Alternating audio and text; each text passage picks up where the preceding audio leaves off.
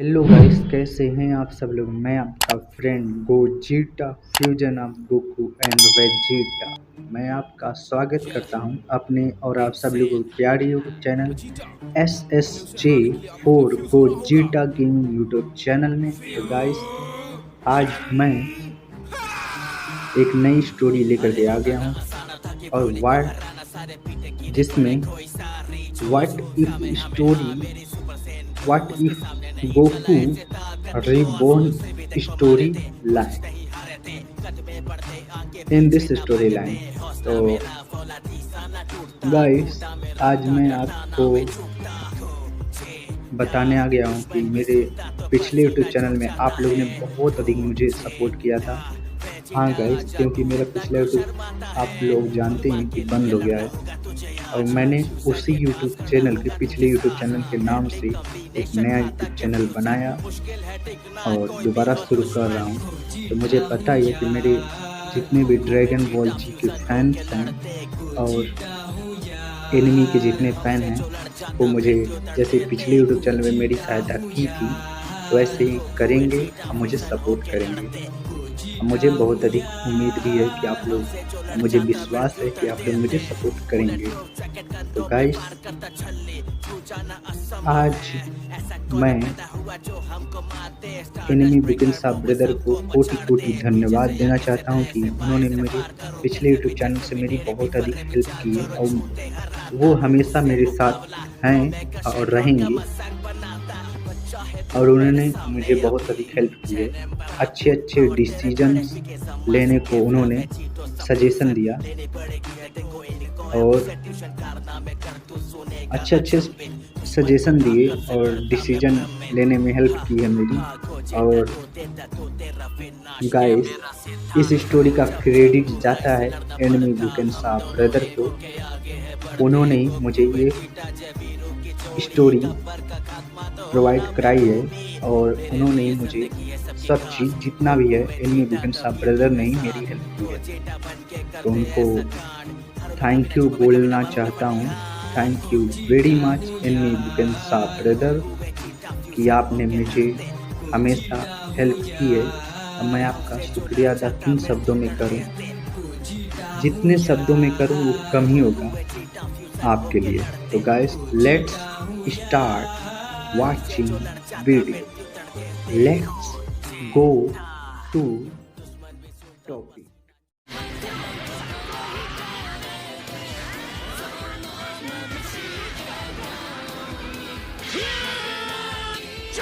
Hello guys, once again welcome back to SSJ4 Gogeta Gaming YouTube channel. Getting stronger every day. Keep on pushing through the pain. Keep on grinding till we die. And no mercy in this life. There's nowhere left to run away. No, there's nowhere left to run away. Run away, run away, run away, run away, run away, run away. 頂上決戦って面白くなりそうだ。外にまでやり合おうぜ。全力が出せそう。ほら行くぞ。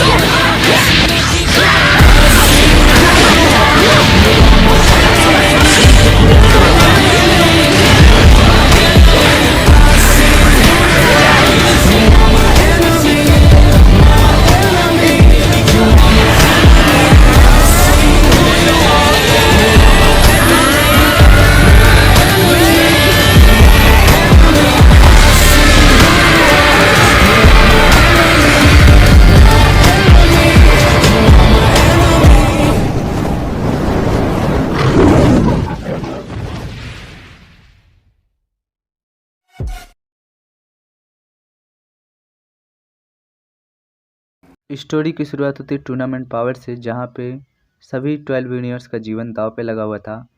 इस tournament में first time मिलता है हमारे universe 7 का warrior Goku Jiran से। उसके बाद tournament शुरू हुआ और गोकू और जीरन के बीच में फाइट कंटिन्यू हुई और हमारा गोकू जानना चाहता था कि हम दोनों में से पावरफुल कौन है, परंतु समय बीतने के साथ साथ ये पता चल गया कि जीरन बहुत अधिक पावरफुल है। गोकू के माइंड में ख्याल आता है स्पिरिट बम का, और स्पिरिट बम बनाने के लिए अपने दोस्तों से पावर मांगता है, परंतु उसके दिमाग में ये ख्याल नहीं आता कि अगर उस अटैक से जीरन मर गया तो गोकू एलिमिनेट हो सकता है। जीरन का पावर लेवल देख करके हर कोई चाहता था कि जल्दी से जल्दी हमें जीरन से छुटकारा मिले, और गोकू को सब लोग अपनी पावर्स देने के लिए तैयार हो जाते हैं।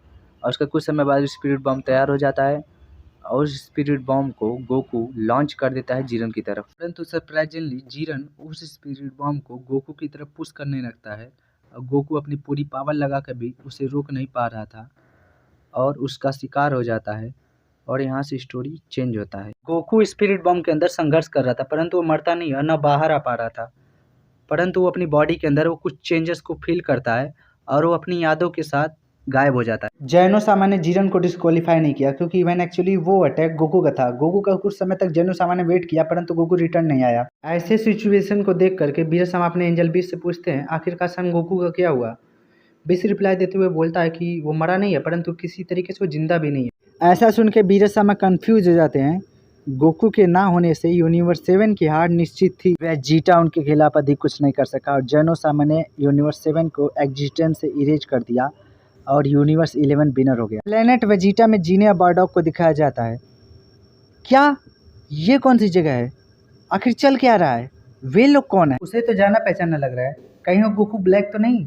बारडॉग का जीने एक दूसरे से बात कर रहे होते हैं केकरॉट को कैसे दूसरे प्लेनेट पे भेजना है।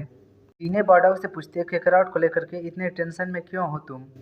गोकू इनकी बातों को सुनता, परंतु उसे कुछ समझ नहीं आ रहा था आखिरकार यहाँ पे चल क्या रहा है। मैं जीरन से फाइट कर रहा था, मैं जीरन को हरा नहीं पाया और स्पिरिट बॉम्ब से मर चुका था। गोकू समझ जाता है मैं किसी तरीके से रिबॉर्न हो चुका हूँ। Now I understand why I am small in this time.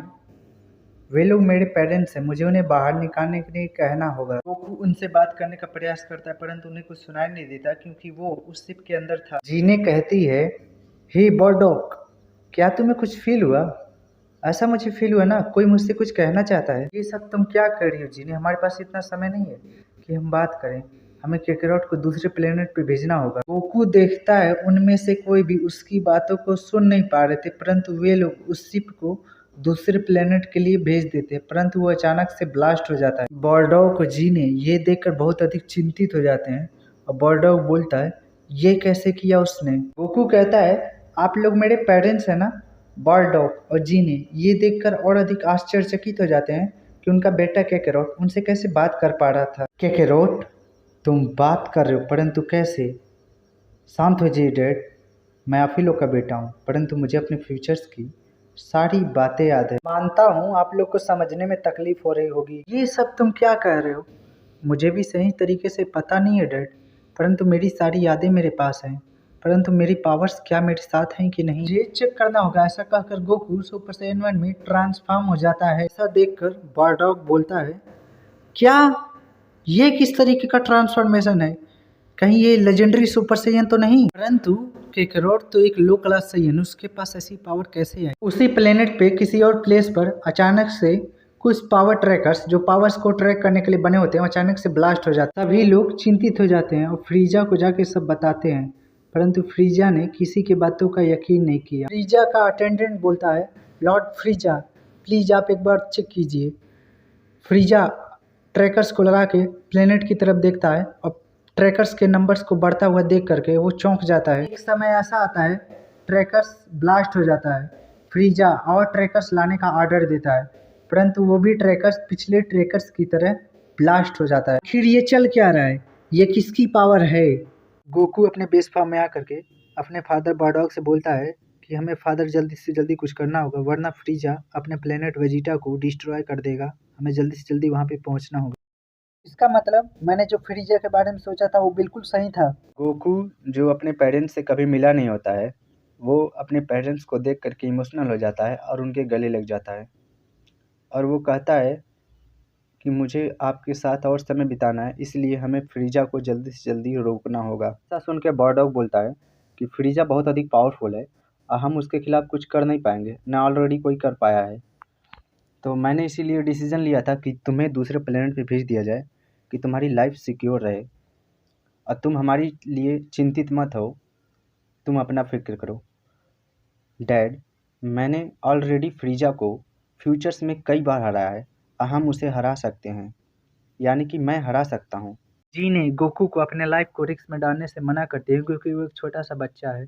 जीने और बारडॉग अभी तक गोकू के पुनर्जन्म के बारे में कुछ समझ नहीं पाए थे और बारडॉग गोकू की बातों को मान करके फ्रीजा के पास उसको लेके चला जाता है। बारडॉग फ्रीजा के गार्ड से बोलता है कि हमें फ्रीजा से मिलना है। फ्रीजा के आने के बाद बारडॉग बोलता है, फ्रीजा, हमें तुम्हारे सभी प्लान के बारे में पता है और तुम प्लेनेट वेजिटा को डिस्ट्रॉय करने वाले हो क्योंकि तुम डरते हो उस लेजेंडरी सुपर सैयन से। हम सभी सैयन ने मिल करके तुम्हारे लिए क्या कुछ नहीं किया, तुम्हारे हर एक ऑर्डर को माना, और तुम क्या करने वाले हो, हमारे प्लेनेट को डिस्ट्रॉय। ये सब तुम क्या करो सैयन, लगता है मुझे तुम्हें अभी इसी वक्त एलिमिनेट करना होगा। ऐसा करके फ्रीजा जो प्लेनेट से बाहर होता है वो एक बड़ा सा एनर्जी ब्लास्ट प्रिपेयर करने लगता है पूरे प्लेनेट को डिस्ट्रॉय करने के लिए। इवन कुछ सैयन उस समय उस प्लेनेट से बाहर थे और फ्रीजा के फेक मीटिंग में पहुंचे नहीं थे। सभी लोग से मिलकर मुझे बहुत अच्छा लगा, परंतु तुम सभी सैयन की मौत मेरे हाथों लिखी है और मुझे पता है फ्यूचर्स में चल के तुम मुझ पे विक्ट्री कर लोगे और मुझे डिफीट कर दोगे। ऐसे के नाते मैं तुम्हें एक भी चांस ना देते हुए मैं तुम्हें अभी इसी वक्त डिस्ट्रॉय कर दूंगा। रॉक ऐसा देख कहता है, प्लीज ऐसा मत करो, तुम तो मेरे पूरे एग्जिस्टेंस को मिटा दोगे। मैं तुम्हें और टाइम देने वाला था बंदर, परंतु तुमने टांग अड़ा के बहुत बड़ी गलती कर दी। फ्रीजा ऐसे कहकर उस अटैक को प्लेनेट वेजिटा की तरफ लॉन्च कर देता है। बारडॉग उसे रोकने का प्रयास करता है, परंतु बारडॉग के लिए उस अटैक को रोकना इम्पॉसिबल था। बारडॉग को प्रयास करता हुआ देख करके फ्रीजा हंसने लगता है, तभी वह अचानक से अटैक गायब हो जाता है। ऐसा देख फ्रीजा कहता है, आखिर ये कैसे हो सकता है, मेरा अटैक पूरी तरीके से तबाह हो चुका है। आखिर ऐसा कौन सा सैयन है जो मेरे अटैक को पूरी तरीके से डिस्ट्रॉय कर दिया? वो मैं हूँ फ्रीजा, जिसका तुम्हें इतने दिनों से डर था। आखिर तुम कौन हो? फ्रीजा ने अपने सोल्जर्स को गोकू के ऊपर अटैक करने के लिए भेजा। इवन गोकू ने फ्रीजा के अटैक को डिस्ट्रॉय नहीं किया, इसके बारे में फ्रीजा ने सोचा भी नहीं। परंतु फ्रीजा के सोल्जर्स गोकू के पावर लेवल को देख करके रुक जाते हैं। फ्रीजा समझ नहीं पाया कि उसके सोल्जर्स एक बच्चे से इतना क्यों डर रहे हैं। फ्रीजा कहता है, मैंने कहा अटैक करो उस पर।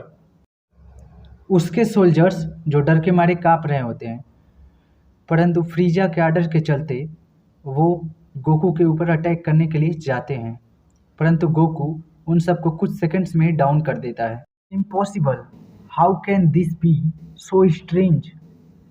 ऐसा देख फ्रीजा पूरी तरीके से आश्चर्यचकित हो जाता है और कहता है, I am not see this child movement. ऐसा लगता है फ्रीजा कि वह मेरा बेटा ही है जिससे तुम इतना डर रहे थे। लगता है वह तुम्हारा बुरा सा सपना आज सच हो गया। अब तुम्हारी ये बेकार सी जिंदगी आज खत्म हो जाएगी। तुम्हें क्या लगता है यह बच्चा मुझे मार पाएगा? Set up Frieza, your time is finish, now you must die. Now Ader's gone too, but he wasn't ready. He was my friend. And you took him away! I'll never let you do that again! No!